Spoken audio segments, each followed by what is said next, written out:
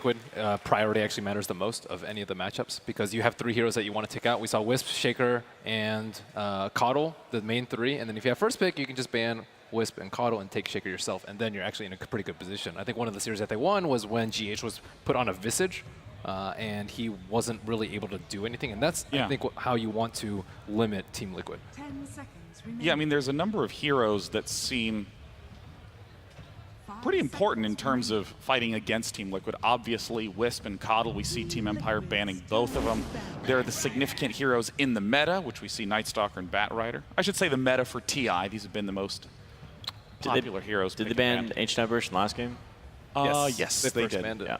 So that's the emergence of that ban. That's something no teams have been really doing this tournament just yet, but that hero's been rising in popularity and having a ton of success, especially from LFY and Empire yesterday or the other day versus EG. I want to ask that we've seen most of the teams do some combination of Nightstalker, Batrider, AA. A lot of these are Lycan as well, regular picks. Sure.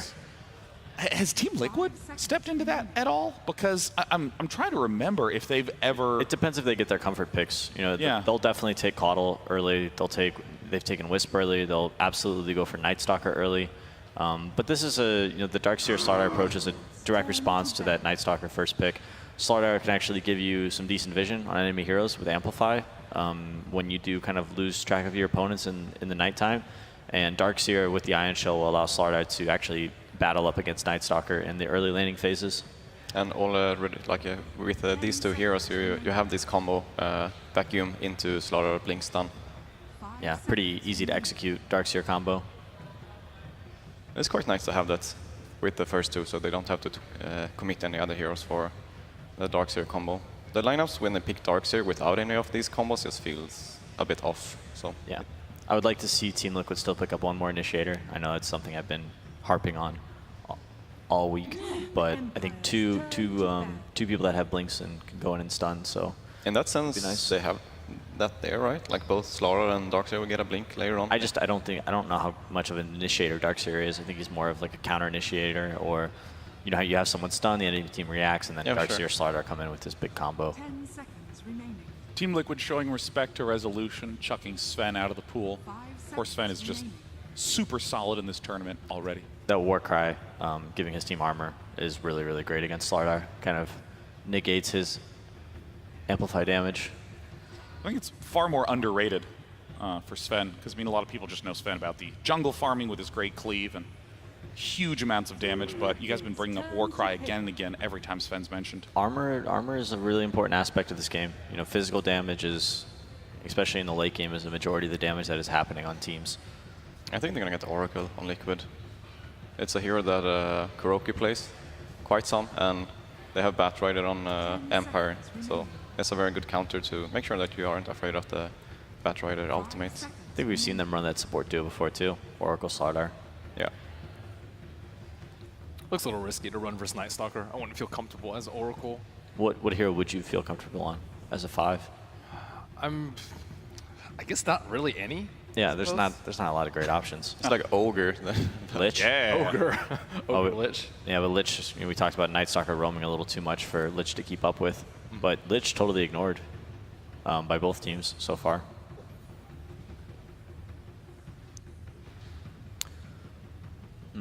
It could be something that Liquid picks up as well, I guess. They have the Lich mid, and then they're going to have the Darkseer and Slardar on the offlane roaming around. Yeah, it could work. But there, we are going to see the Oracle. So Team Liquid is definitely lacking in ways to just deal damage. Well, Slardar with Amplify is going to give everybody their last 2 cores a ton of right-click damage, and Darkseer himself is more of a damage hero than a damage teamfight hero more than anything else. They're just trying to keep it a bit open with their last 2 picks here now to be able to counterpick the cores of Empire, because they already counterpicked the NS with having some kind of team fight with the Darkseer, and now they also counterpicked the Batrider with Oracle. Yeah, Team Liquid will have last pick in this draft, so they'll be looking to most likely pick Miracle, a hero that he can carry the game with. We could see the Alchemist again. The Oracle Alchemist is something we've seen a couple times this tournament from OG, and I think Team Liquid once as well. that combination is something I would definitely look out for if I was Empire. Could also go for Troll or something like that. But Yeah, Troll could work fine. I think it's it's going to be very dependent on what Empire chooses for Resolution, and I would expect Miracle's hero to most likely directly counter Resolution or FN's hero. Team Empire seems to have consistently used their 4th pick for Resolution. Oh, Disruptor. Yeah, so this is the tough pick for Team Liquid. They need to pick one of their cores without knowing either the 1 or 2 position of Team Empire.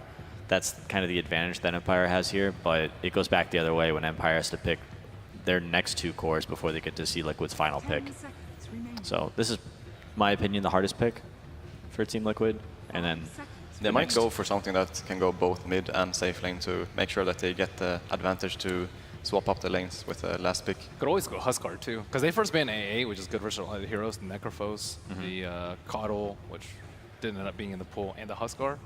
And Be a Huskar pretty good Oracle pick. is a super obnoxious combo to deal with. I mean, Huskar is already very annoying. what do you think of Lifestealer?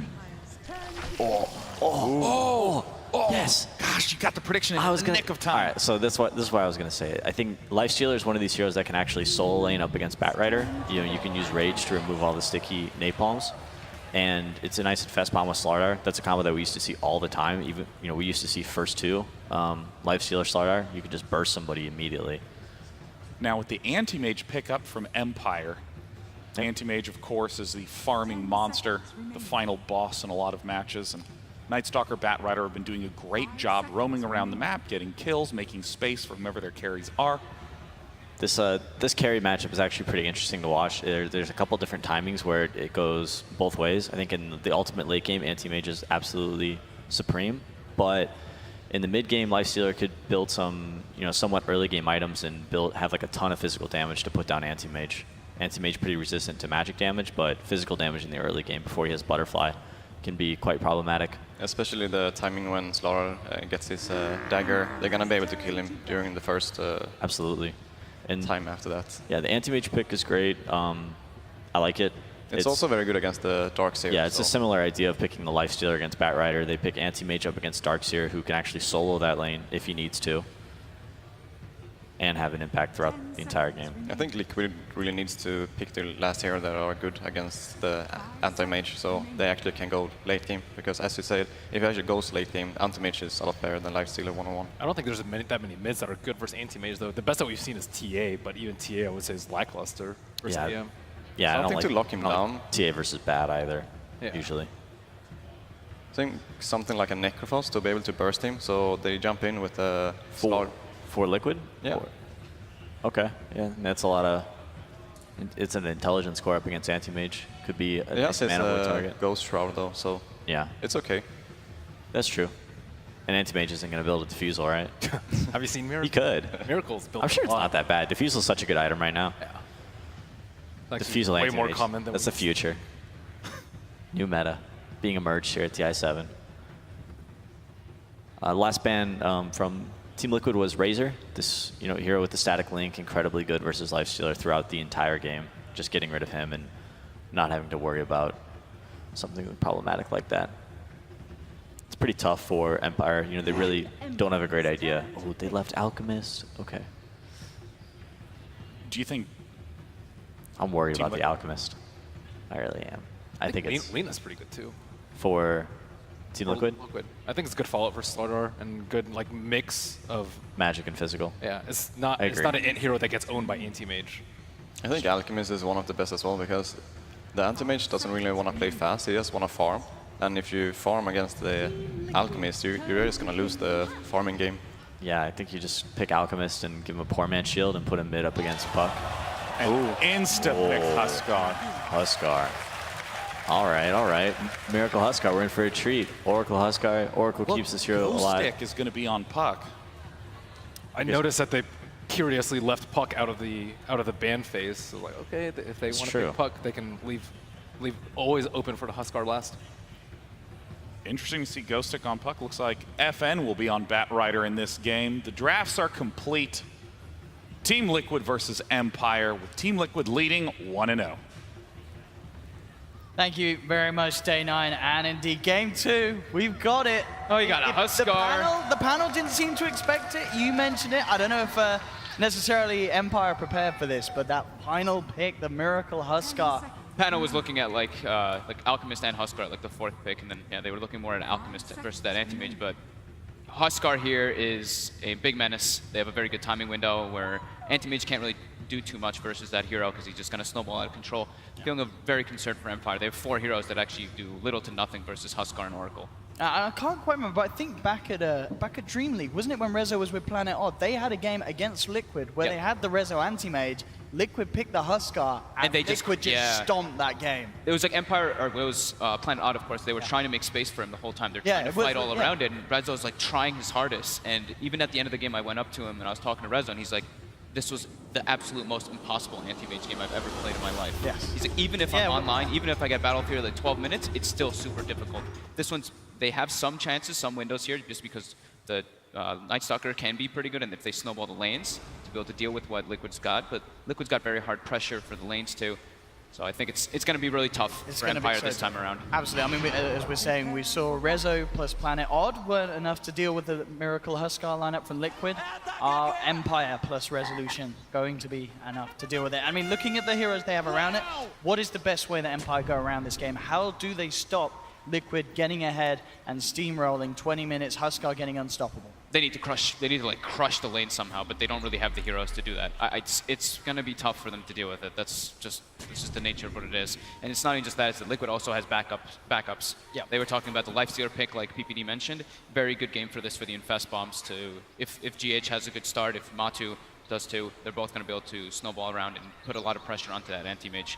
And they can leave that Lifestealer alone is the lovely thing. Sure, maybe if Night Stalker goes down with pressures as well, we might see rotations, but this is going to be Kuroki and GH just running around the map making space while Huskar dominates early on. Once he gets that armlet timing, it's super difficult for Empire to do anything because also fighting around the Roche pit, they have decent heroes for it on Empire, but fighting into Liquid's heroes, that Corrosive Haze plus the magic immunity and the Huskar is going to be very hard for them to actually fight around that. So armlet plus Aegis is probably Liquid's big timing window for this one to snowball out of control. No doubt about it, this game is going to be the biggest test for Empire here in this main stage, and the game that matters the most. They have to get the victory here to hold on and continue this run as Liquid on the verge of knocking them out, getting that 2-0. Let's see how this one goes down. The lanes, as you say, we'll see how much pressure they can put onto Miracle. He's going to be backed up by Kuro for the time being. We'll have this Night Stalker hovering around behind FN, so FN and Roger looking to match this dual lane, but I have a feeling it's not going to be easy against these two. They've got high ground vision on both sides, so both are going to evenly harass each other a bit. But yep, the Fire Spears start to add up and they're very obnoxious. And it's an Anti-Mage versus Darkseer 1v1, so Darkseer's going to get a lot now. Anti-Mage can still farm out of this. Is one of the matchups that you can still do okay because that mana break-in because of your spell shield. Once you get some levels in it, you don't take as much harassment. But now it's where Mind Control is going to have a big surge of increase in farm. And of course that bottom lane as well, as you mentioned, Lifestealer, a hero that can certainly deal being on his own mid lane, trying to make a bit of a go onto Miracle.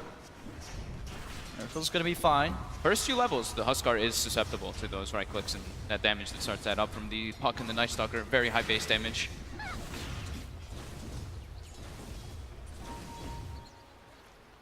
GH in the neighborhood, but yeah, as you were saying, doesn't need to be there with Matuma Man. Matuma Man very much can survive on his own down here in this 1v1 with the bat.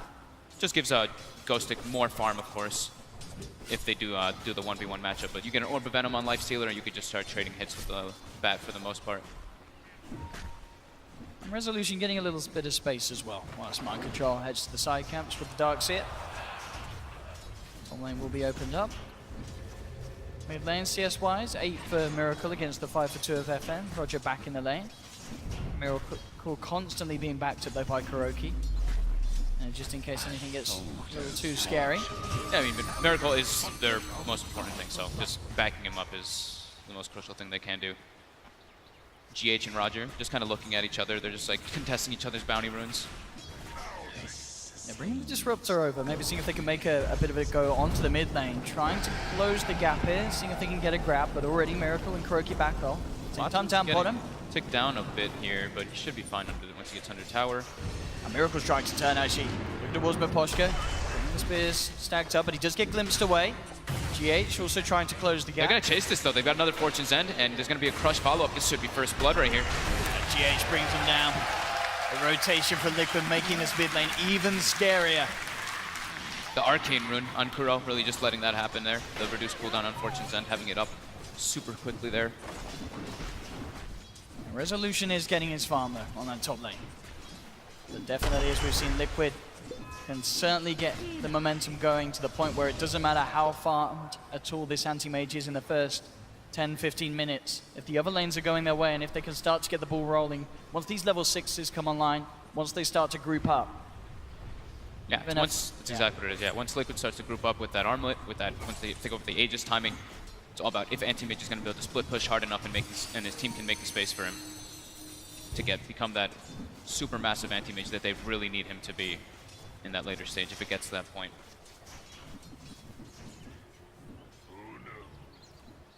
But yeah, like we said also, it's a Huskar lineup, which is very scary with the Oracle, but it's also they've got the backup of the Lifestealer. So they've got like the contingency kind of plan going for Liquid too.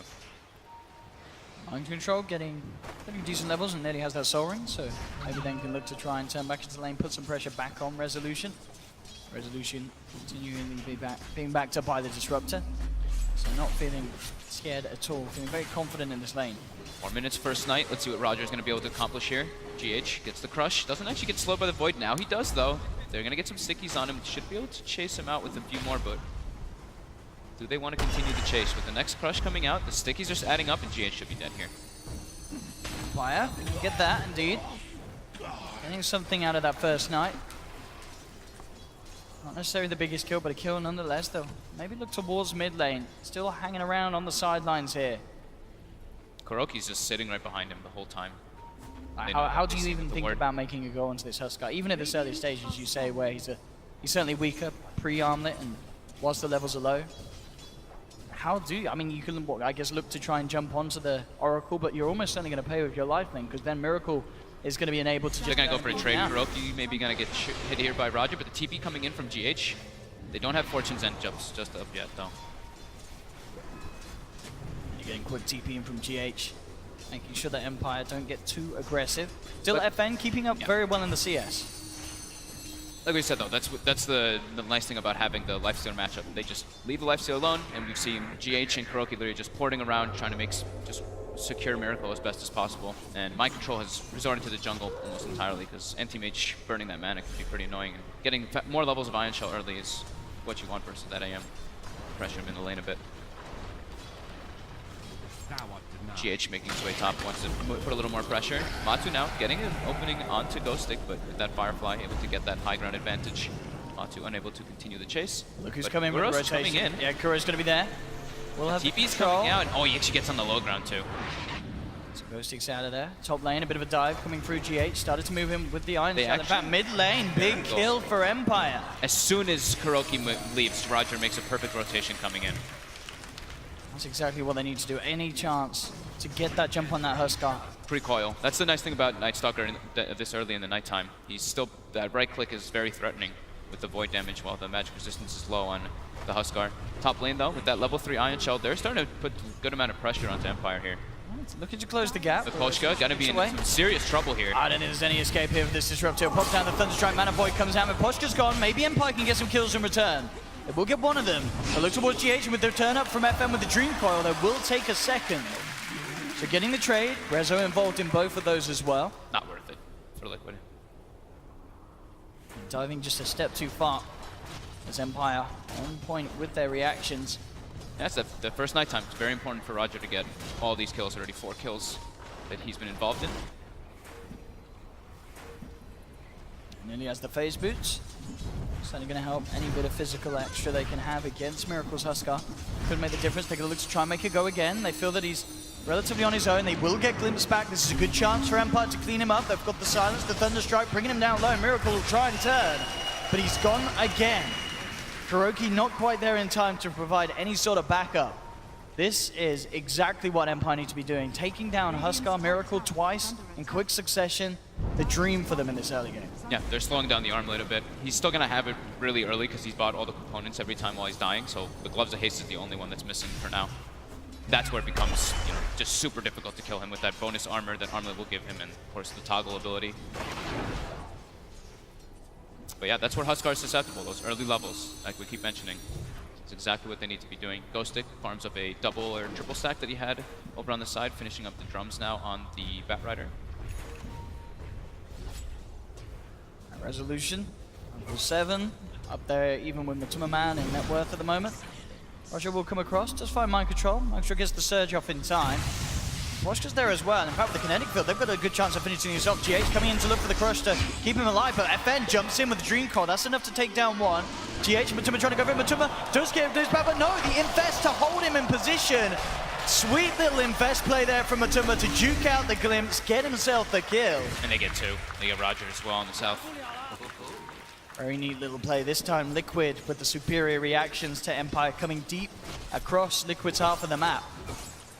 Now Matuma Man in position to try and contest the farm of Resolution on this top lane.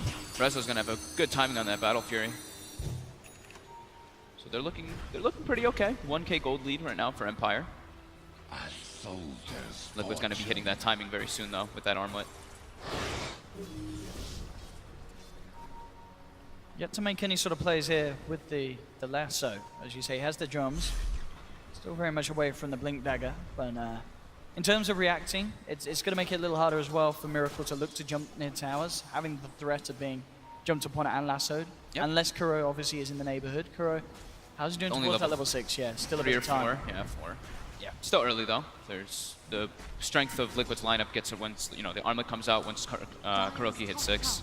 I mean, Darkseer Mech is going to be another luxury that can come out too. But now Matu with that move, that natural TP top, he makes his way toward top and is actually just pressuring the tower. Got to be able to bring that one down soon. So that's going to give him good access points to put some wards down and watch Resolution where he's farming.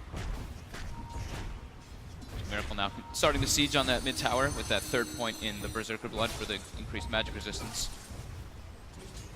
GH actually coming in with a wraparound here. Will not quite get the crush. Rezo very quick there with the blink reaction. And we'll maintain hold of this top lane for now. Same time, middle, a bit of a rotation coming through. Will be scanned out though by Liquid. The girl will know to play it safely. Empire smoked up around the area too. The scan wasn't what didn't catch the actual smoked heroes, it caught the bat, but let's see if they're actually gonna get a pick off here. Kuroki trying to get that level 6 online. There is back. Look at the position though. Miracle and TH still prepared for any sort of play that comes in. Trying to use Kuroki as bait at the moment. Polska really wants to dive this. Is picking it out. Liquid's in position. We'll see if they get away with it. They look to lead in. They've got the flame break back. Immediately going on to Kuroki. He's trying to get in position for the crush, but Kuroki's already down. They glimpse Miracle away as well. So Liquid do not have a chance to do anything in return. Empire just taking the kill from right into the noses and at the same time up top. Looking for Matuma. Matuma's out of mana. Wow, they actually get him here. Playing around there in a situation where he had no chance to rage. Another free kill for Empire. Rezo blinks himself away from GH just in time. Empire playing that very well. Roger getting that super early level 6 on the Night Stalker. They're able to turn it to nighttime with that darkness. And with the sticky, that's where the slow turn rate is always obnoxious. Lardo was unable to get the crush and they couldn't get any trade kills. Miracle now putting some pressure on that tower with the wagon. Polska's got Glimpse and has Static Storm. They have a lot of TP rotations. They want to try and do something, but their false promise is now up. Yeah. So this becomes a hell of a lot harder. They'll look towards the side. Do you pick off Liquid's GH to begin things now? Turning towards Miracle. Miracle feeling very confident. In fact, he jumps straight in. Looking for Roger. Will get Glimpse back. But Roger getting wrapped around upon by Matuma Man. Vacuum's there as well from Mind Control. They'll clean up the Night Stalker. Liquid starting to get aggressive. Empire, can they slow this down? Flame break onto Miracle. Still. Where it begins. 5-man early group up together by Liquid with that armlet, with that level 6 Kuroki. GH now looking for a bit of space. Needs a little bit more farm. He's not been having the most successful rotations. 1 and 3 actually on GH on that starter. I mean, Empire have to be so careful around this mid lane. We've seen, you know, if they show Miracle will jump on them. Yeah. He knows that he can survive at this stage. It's with nighttime the backup now. around him. They can start to make plays around their vision. If they can get the silence onto Kuro with the Static Storm, maybe they have a chance, but without that, there is just no killing this Husker at this stage. They'll glimpse him back. Kuro, can he save him in time? He should be able to. False Promise out straight away. I mean, they will force the ultimate out. Maybe they could try and fight around the cooldown of it. And Roger, he's looking to intend to do so, comes forward. You know, without FN having the Dream Core back, still down for a minute. Very hard to even try and take those fights when the False Promise is unavailable. They're trying to use their night times every single time, though, with Empire, because the anti-mage isn't fighting with them. They need that benefit of the night. So they're going to smoke up again, continue that pressure to give Resolution space to get that battle period a good timing, and he's very close to it, 500 away. Smoke breaks, Kuroki sees it. They're trying to go for Miracle again here, but he actually Miracle just disjoints jumps it. in. Miracle's ready to fight, jumps forward onto Roger. There's the lasso, but immediately there, the Fate's Edict on Miracle. The magic damage is not going to go through. Miracle just chases down Roger, who tries to fly himself away. The rest of Liquid looking towards the remainder of Empire, towards the side of it. Get the vacuum back onto Miposhka. Great response from Liquid. Did he disjoint the glimpse with the life break? It looks. That's what it looked I like, don't know if right? we can get a replay of that one, but something happened there. But either way, it's just the Disruptor going down, but still it's getting scary. We're seeing Liquid grouping up as a team. Empire having a lot of trouble trying to even dent this five-man lineup that Liquid are presenting. GH gets picked up again, though, so it's slowing down his farm and his levels quite a lot. They actually really want him to get that level 6 early for that Roche. Oh, we'll see it again here. There was the glimpse, and indeed. Yeah, he did. He disjointed it with the because of the life immunity. break. Yeah, you get the invulnerability during that. Radiant's bottom tower During that like is split under second when you're jumping. So really well played by Miracle there, not getting repositioned. And now the deep aggressive wards come out to watch where the anti-mage is going to be farming. 3 placed by Liquid. Now the next one that we talk about usually is the one defensive ward you put in your jungle to watch when anti-mage goes in there. So that'd probably be the next thing Liquid wants to do. 14-minute Battle Fury. Absolutely perfect here for Rezo. And as expected, did have, for the most part, an incredibly free lane up on the top. Getting involved in kills as well when Matumba turned up to the lane.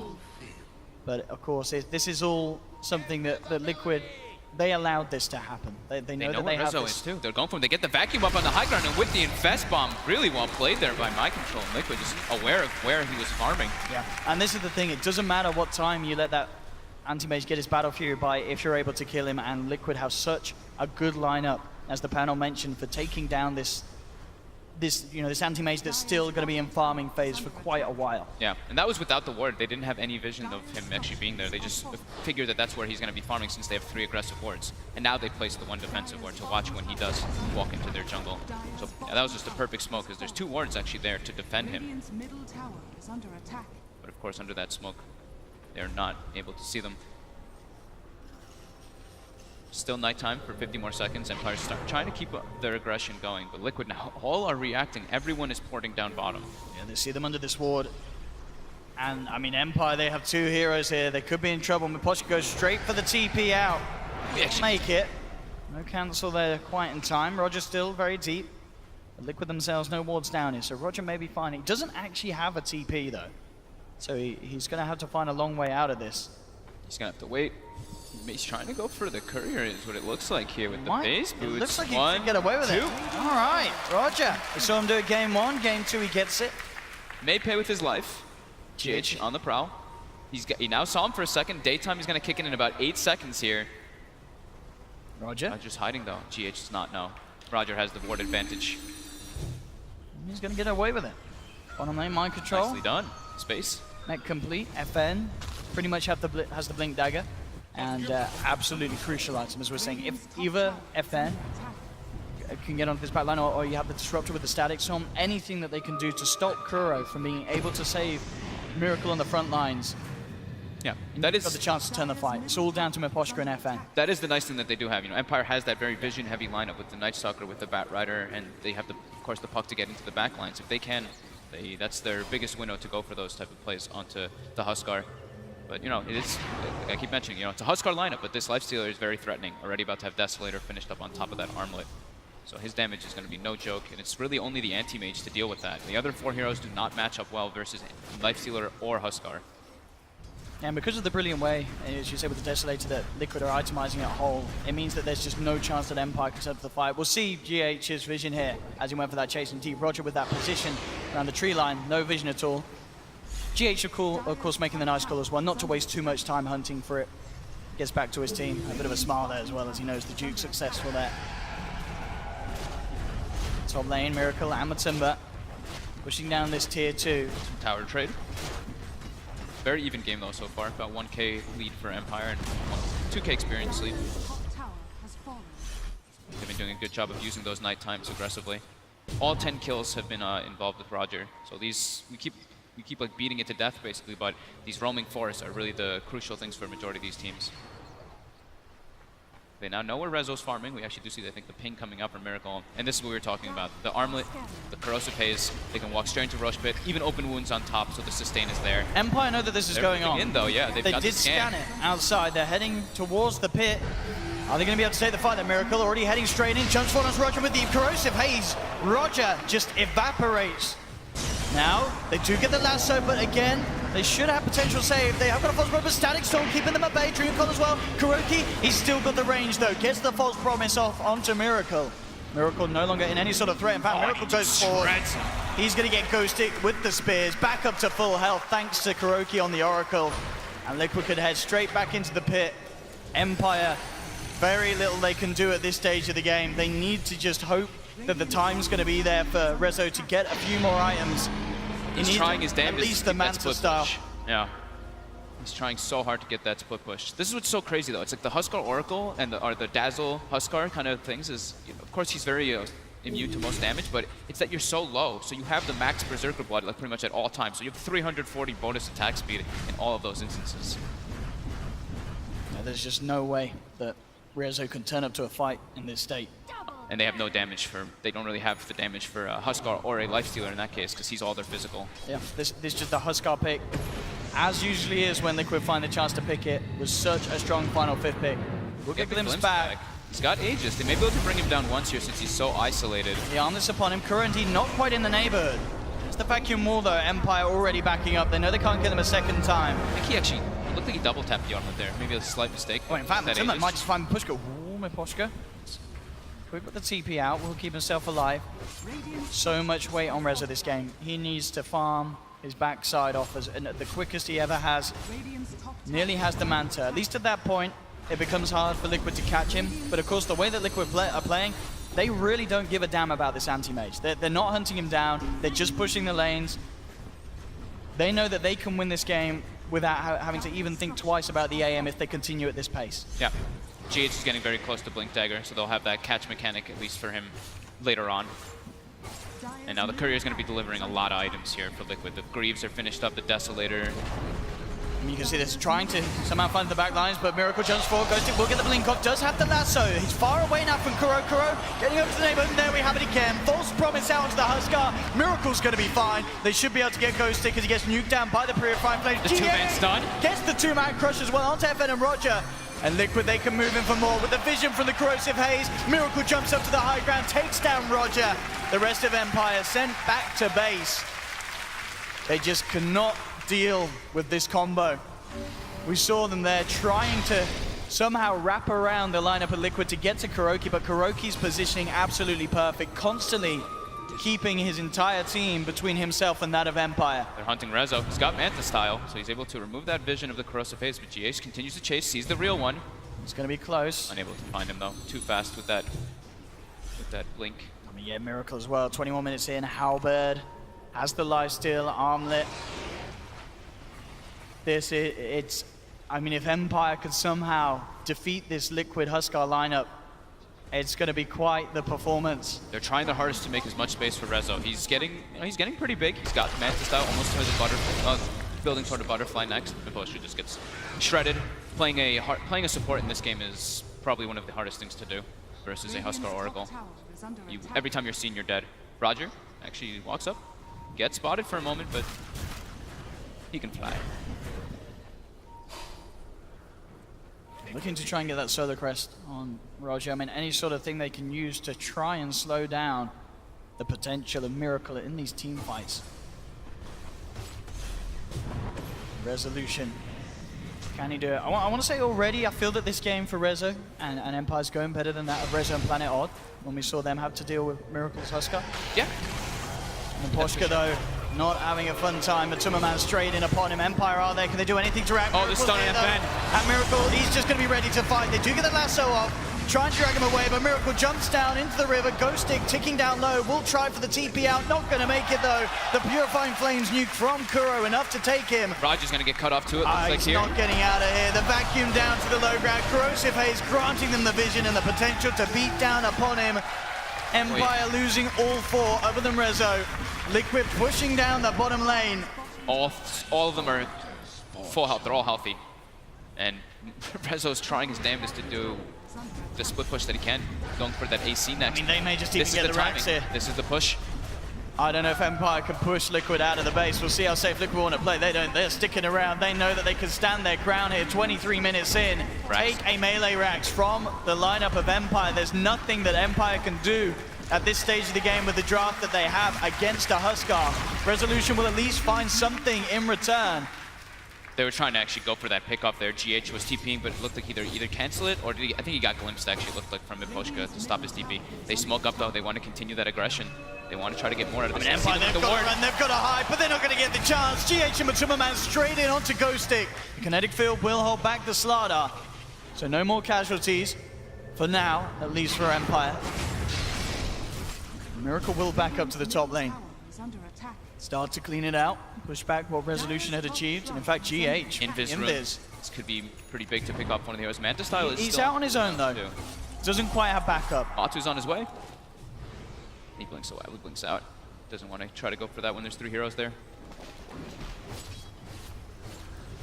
Rezo looking for the Assault Crass. At least something that may help them turn the tides against the Huskar, but even at that, we know that these fights are very, very far from becoming easy or even possible for Empire against this backup, this team that they have around the Huskar. It's such a perfect draft around Miracle. Yeah, and it's just, it's just the anti-mage. He can deal with the Huskar, but then it's the Lifestealer who can also be a big issue with this build that he's going on. I love that Matu goes for the Rush Desolator build too, being able to take those early buildings. That's what they want to do. They don't want to take this game super late versus an anti-mage. They may be able to just because of their heroes, but that's not what they want to do. This team is about closing games around 30 minutes. Oh, that's a man who's drafted Huskar.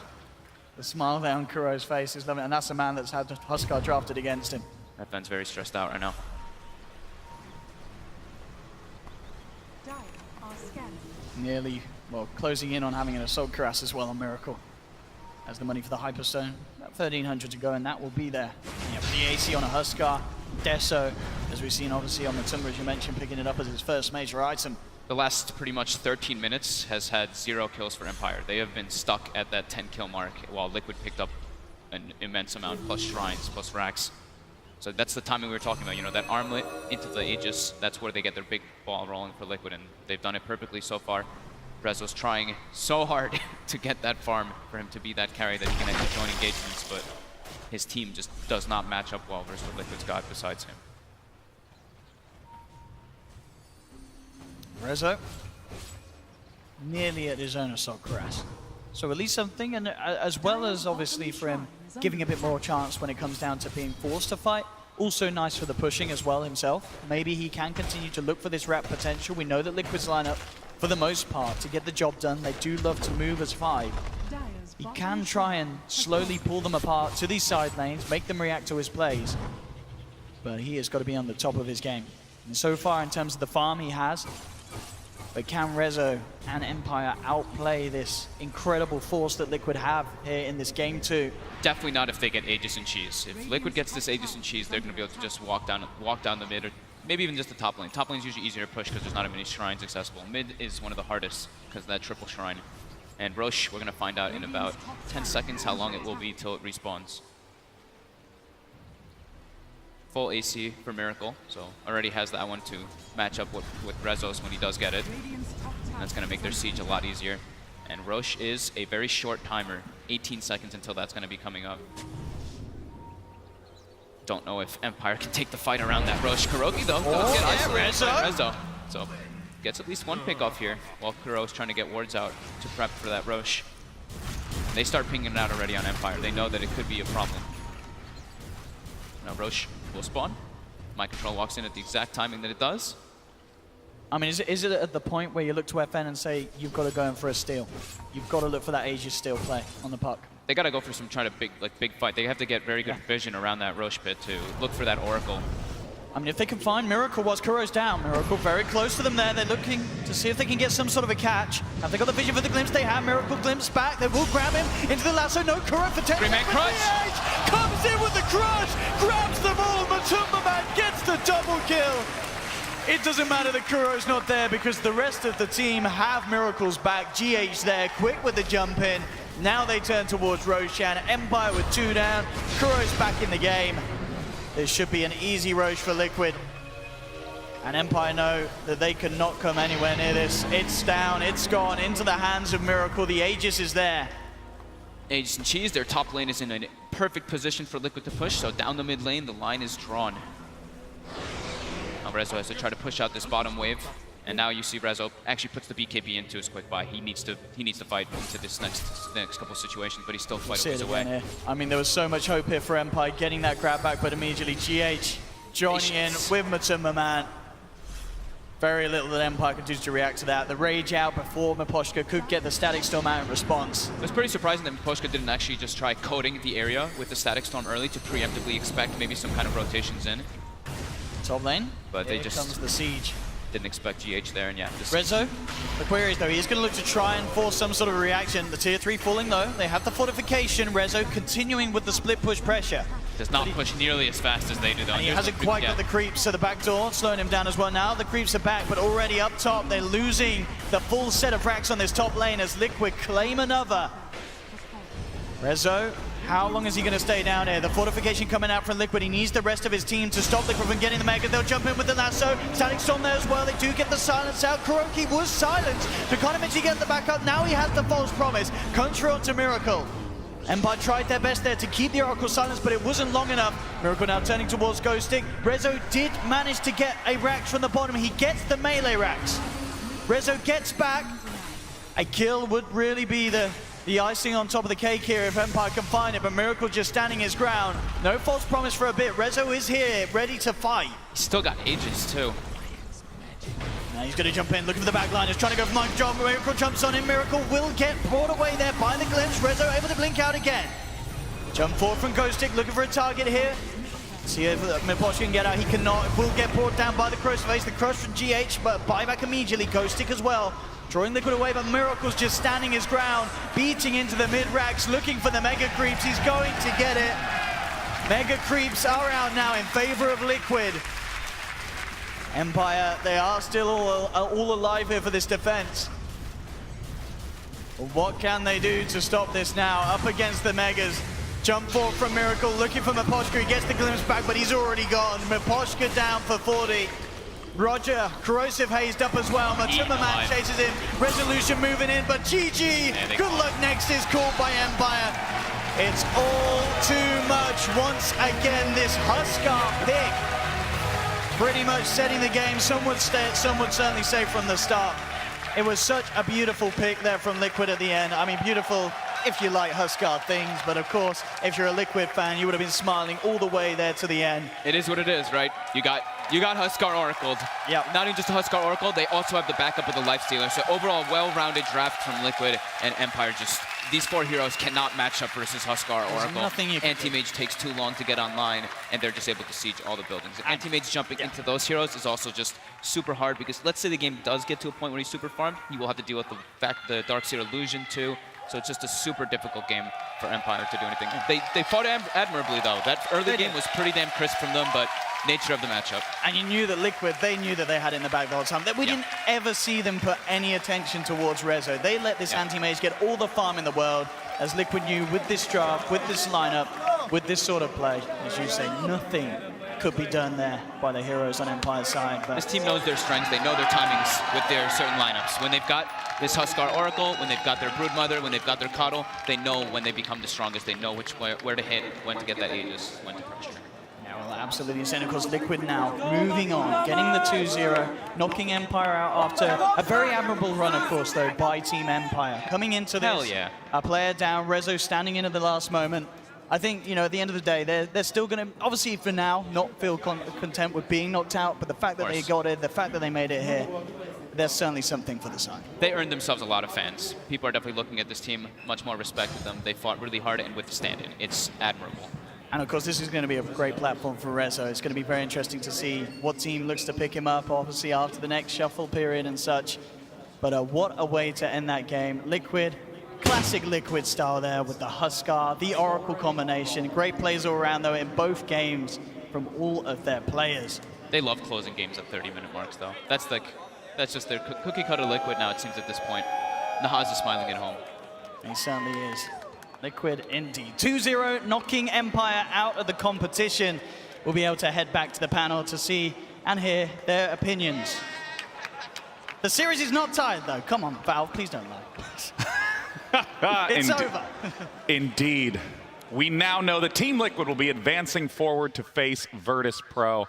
And I mean, I can't echo this enough that Empire had a great run through lower bracket, but every team that gets eliminated at this point, well, let's be honest, the teams are insane this year. So there's a lot of great competition. Liquid, kind of my favorite to move on.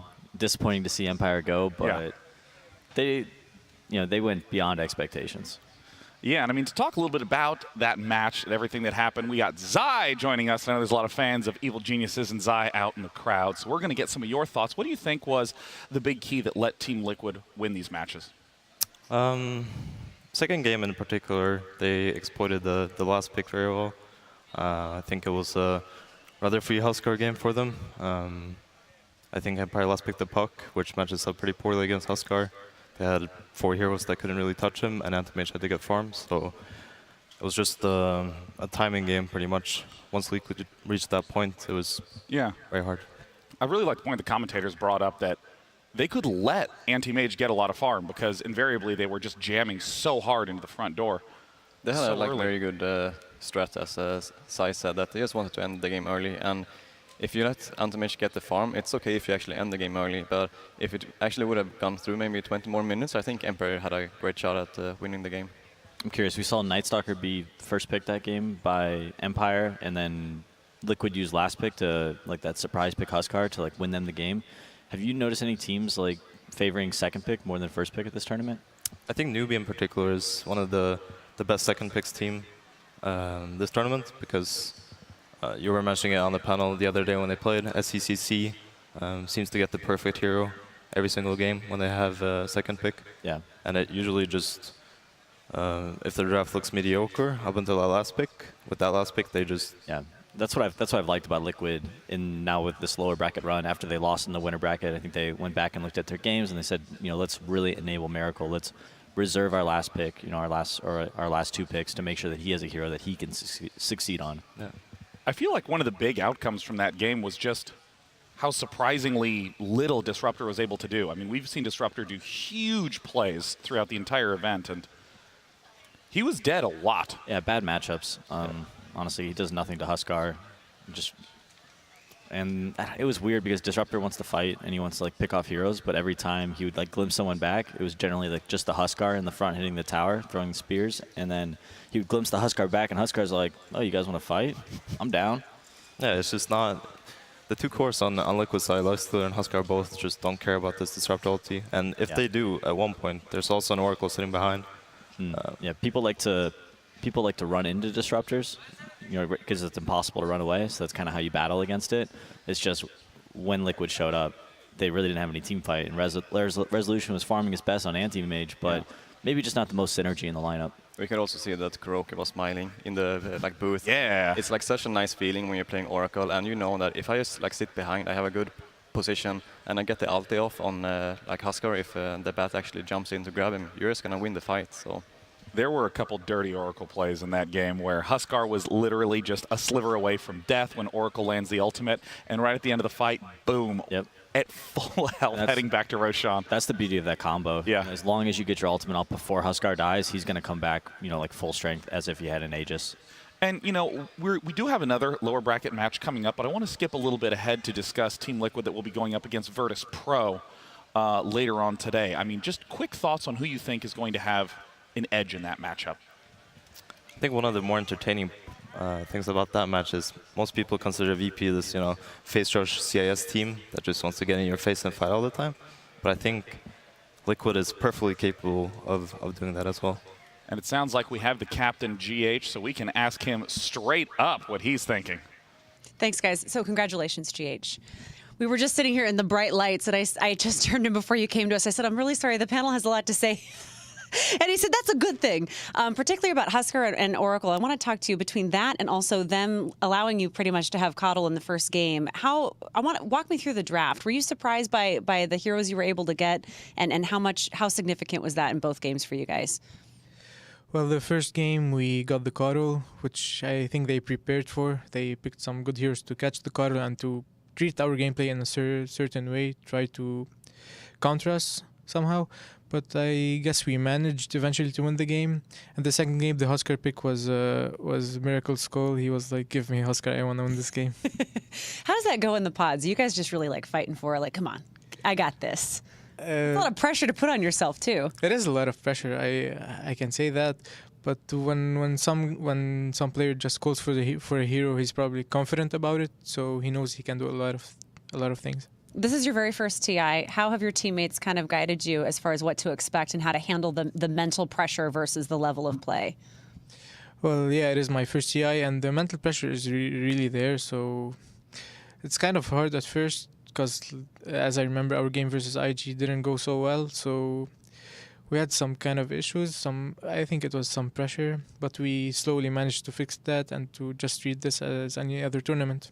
We've talked to some teams before in previous TIs where they've been forced into the lower bracket, and obviously that's difficult. But some have told me that in a way it helps give you more momentum as you're getting towards the end of TI and can give you an advantage. Do you feel that's the case as you prepare to face VP? Personally, I feel the winner bracket or loser bracket, the pressure's on you because you're one loss away from just getting eliminated from the tournament. So the pressure's always there. Winner brackets, might be treated a bit more comfortably because you have one more chance. But I think in the end of the day, the pressure is on both teams. How do you think you match up against VP, and especially considering you got to face them here in just a few hours? Well, I enjoy the full day of Dota. It's better than just going back to the hotel and having a day off. So we'll get to play here. Well, congratulations. You guys are really fun to watch out there. We look forward to talking to you again soon. All right, thank you. Back to you guys. Big point GH brings up. This is going to be one of the first times at this main event where players will be having 2 games in one day. This might actually be the only time that happens. It can happen on the final day. Oh, of course, right? yes. Because then it's the lower bracket final and then the grand finals after. Actually guaranteed at that point. It's guaranteed, right? Yeah, but I mean, it's important to make sure that you have enough energy and enough focus conserved to be able to execute well in the second match. And Team Liquid just sounds really, honestly, just relaxed. It's very scary when you actually try to counter a draft. As I said, that they really try to counter this call pick with a bounty hunter and the other picks that they made, but they don't manage to do it. Then you get into the second game where, all right, we actually have to ban this hero, and that is where they can draft whatever they want. I think things are about to change a little bit for Liquid coming up against Virtus Pro later this afternoon. I think that's like their first really big challenge. Excluding IG, this is like the new Liquid, the new lower bracket Liquid. I think they're a different team. I think they've got things a little bit more figured out. But Virtus Pro is just probably gonna draft their own lineup, and they don't really care about what Liquid is gonna get. Yeah, and I'm interested to see how they match up against a team that we looked at as potentially somebody that could win this tournament. I think playing up against Secret and now playing up against Empire. I think those are 2 teams that they were incredibly confident against, and now they're going to be a little bit more uneasy coming into a tougher matchup, in my opinion. I'm curious to get Purge's thoughts on the matter. Purge, talk to us about that entire series. What were the big plays that you saw? Well, the last match, it was very important, like you guys said, that the win conditions for both teams ended up going through. And the big one for both, for Empire especially, was that their anti-mage gets way ahead. And on Liquid side, what they want to do is keep pressure on the map, take towers, and make sure that Huskar is in a good position. So what was really impactful about this Roche fight is that if they get Aegis on Miracle on the Huskar here, then he can actually die twice when he's actually sieging. So when they initiated this here, FN was scouting the pit using his orb, and the problem with doing this is that as soon as it got in the pit, we see a Matumba man over here on the Lifestealer end up coming out with Rage on, which means that if Disruptor comes in Static Storm, it doesn't really do anything at all, which basically means Empire calls for retreat, which is kind of why they moved in, realized it was kind of bad fight. They end up losing Roger for almost nothing here.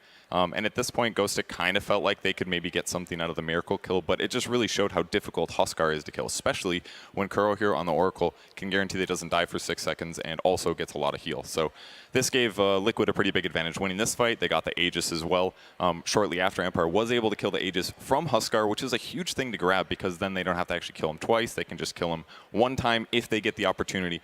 But when they actually did go for the tier 2, things were hard. Again, we can see the Oracle over here. He's just sitting in a position where he doesn't want to get spotted because if the Batrider is able to grab him, it means that killing Batrider is easy. But as long as he sits in a good position, it makes it really hard for Empire to take this fight. So at some point, the tower ends up going down. Ghostic ends up trying to bait him here. That's going to end up connecting all the way deep.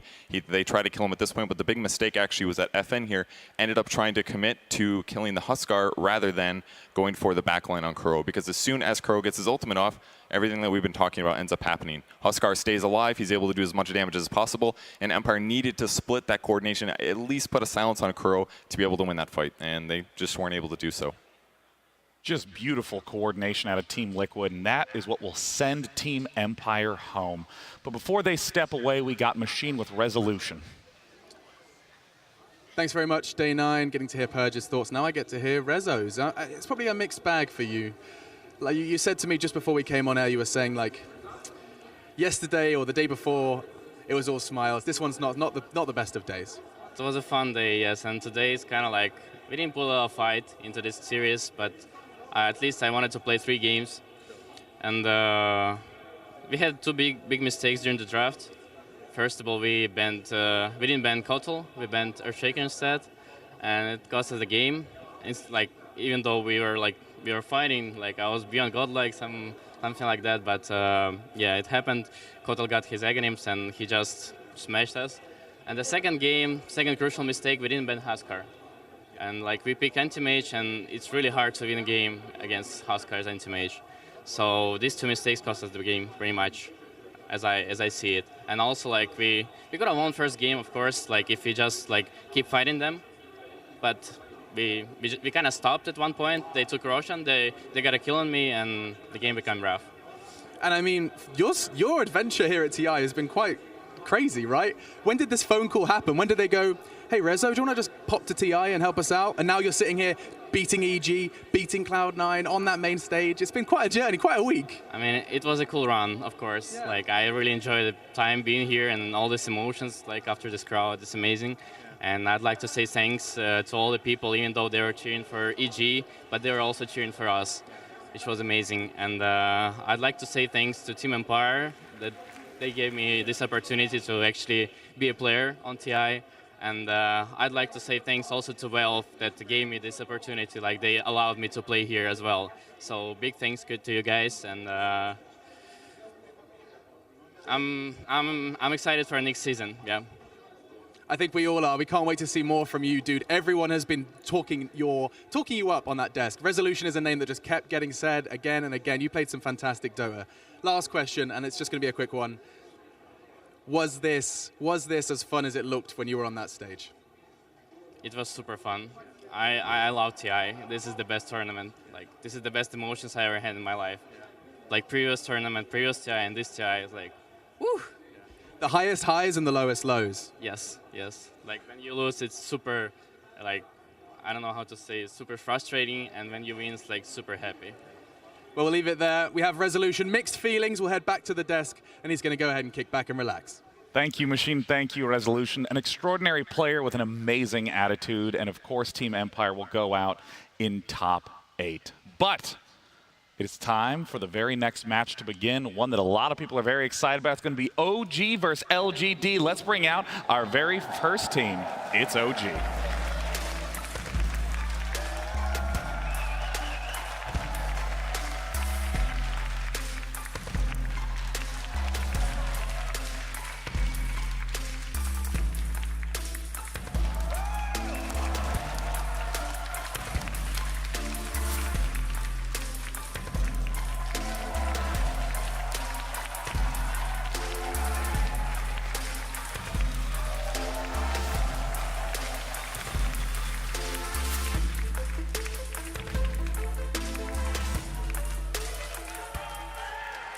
And of course, OG who historically have struggled in the lower brackets, are performing absolutely amazingly this year.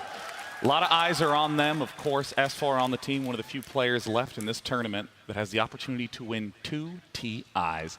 They will be going up against Chinese legends. It's LGD.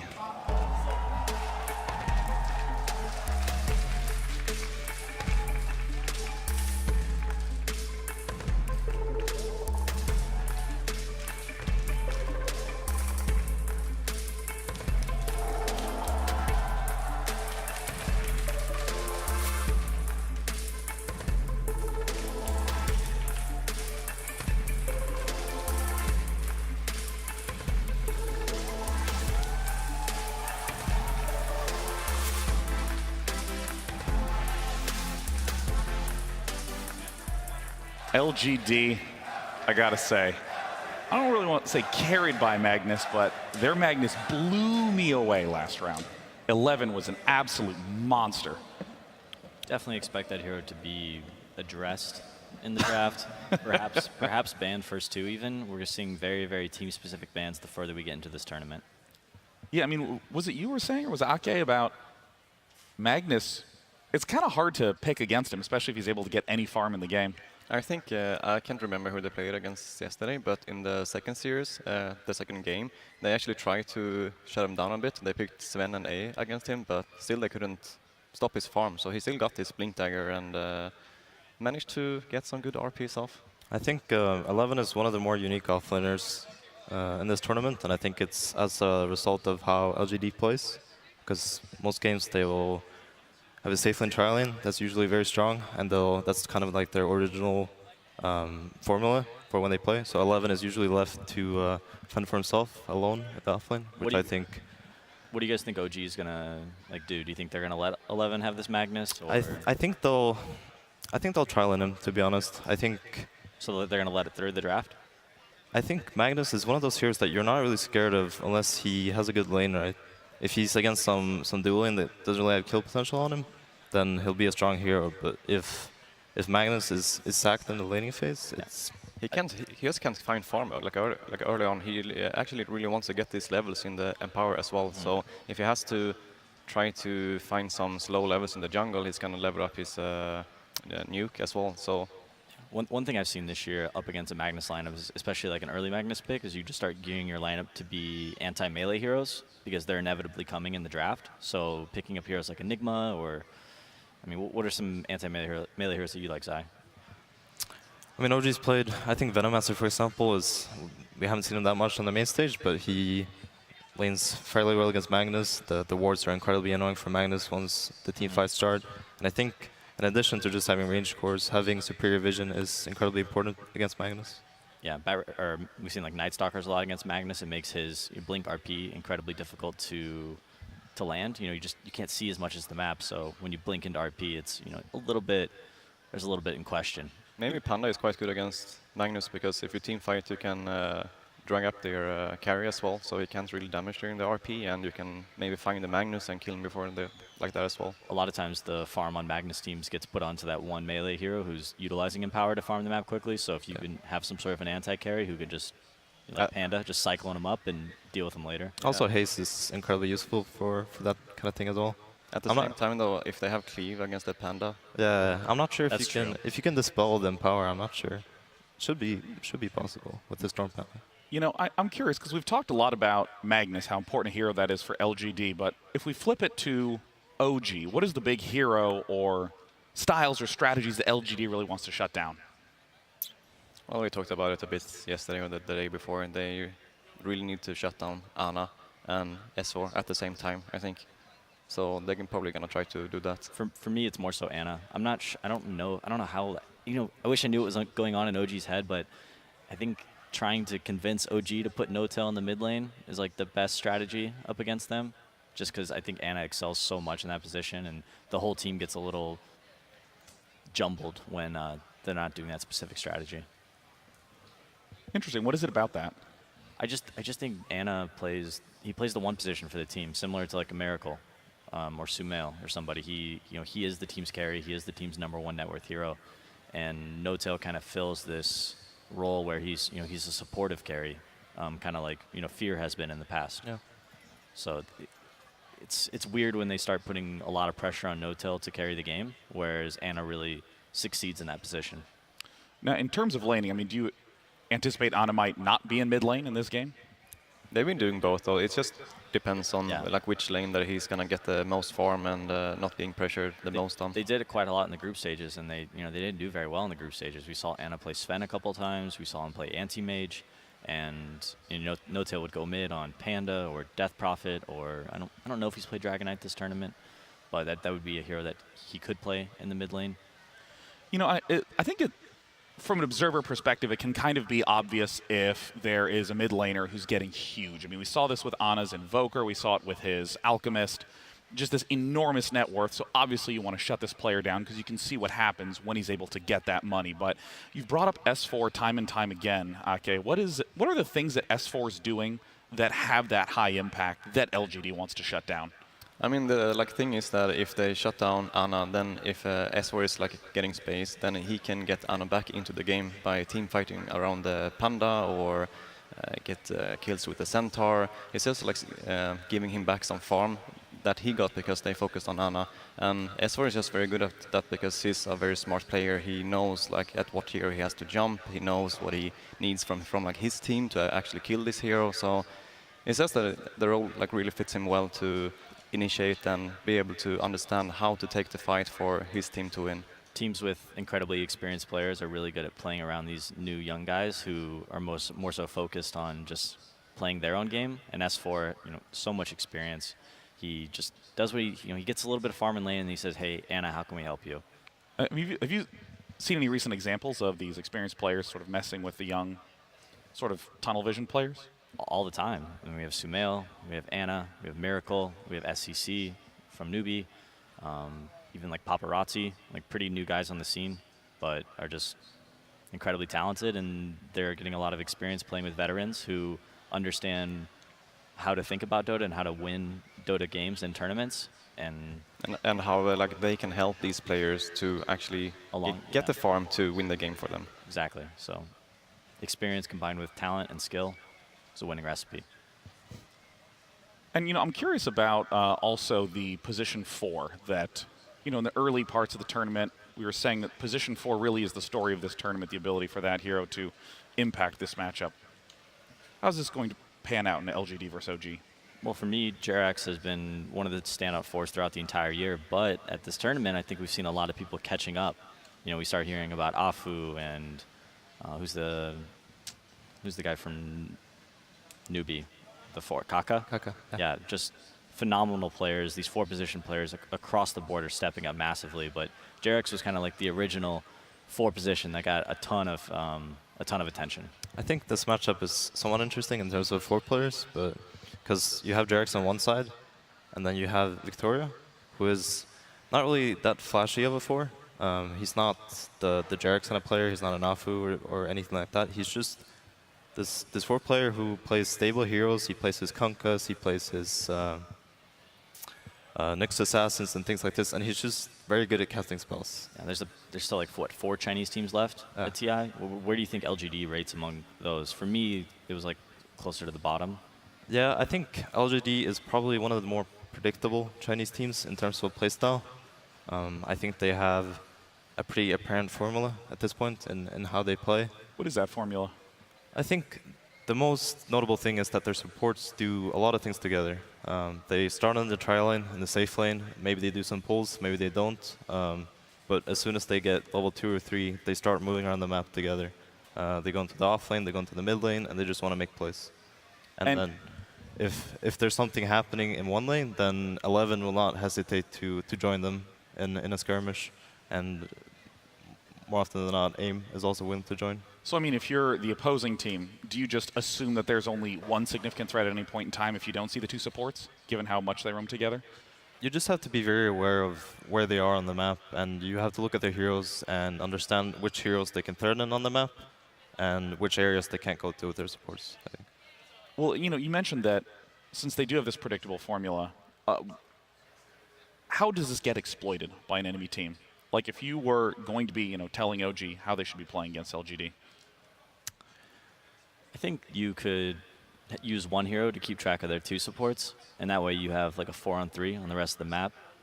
Like a Ricky or a Bounty Hunter? Yeah, well, I don't know if OG would play those, but just having, maybe Jerax on Tusk kind of floating around and disrupting these ganks, breaking smokes in the early game, and allowing, Fly to help support a lane, and then OG can potentially win at least 2 lanes.